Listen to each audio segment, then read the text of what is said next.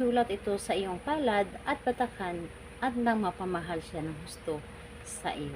Hello mga guys, kumusta kayo? Panibagong araw, panibagong video na naman tayo. And sa araw na ito, isa na ng video ang aking tuturo sa inyo na simpleng gabay o simpleng pamamaraan na makakatulong sa atin. At bago ang lahat, gusto ko lang mag-disclaimer sa mga taong hindi naniniwala at hindi gusto ang mga kagaya nitong video. Please skip this video and maghanap ka ng videos na gustong gusto nyo, dahil ang video na ito ay para lamang ito sa mga taong naniniwala and gusto mag-try.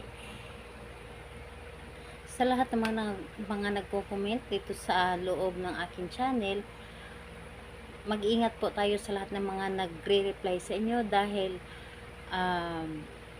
kung dinadala kayo sa kanilang WhatsApp in Imo app para makaiwas po tayo sa scam. So ngayon po, ituturo ko sa inyo paano nga ba siya mababaliw o mapamahal sa iyo ng husto.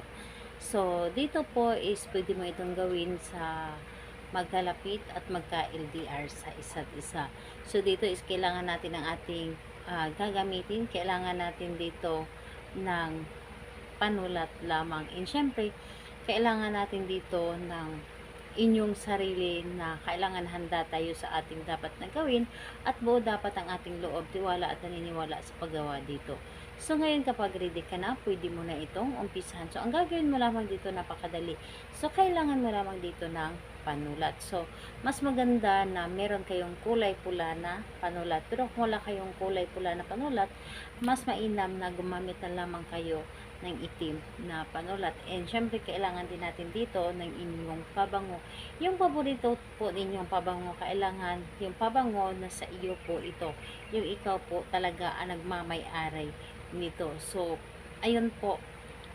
Di bali na bibigay lamang ito sa inyo, basta kayo na ang nagmamay-ari sa ngayon.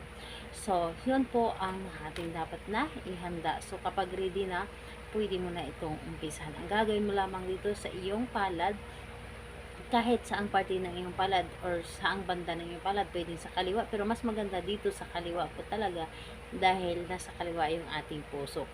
So dito sa kaliwa is isulat natin dito ang kanyang pangalan at apelyido.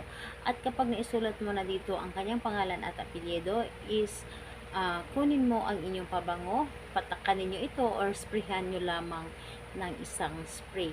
And kapag na-sprayhan nyo na or napatakan nyo na ito, irarab mo lamang ang iyong palad hanggang sa ito ay uminit. So, di bali na ma-erase yung iyong isulat dito, basta importante ito ay yung naisulat na at iyong napatakan ng pabango. So, habang nirarab mo dito ang iyong palad, sabihin mo dito na sa pamamagitan nito, ikaw ay labis-labis na mapapamahal sa akin, o mas mamahalin mo pa ako ng higit pa sa iyong sarili. So, napakasimple lamang nito, ngunit sobrang napaka-epektibo. Subukan mo, pwede mo itong gawin sa kahit anong araw, basta importante ay malakas yung inyong energy, yung tipong para bang hinihila kayo na gawin ito. So, ayun po.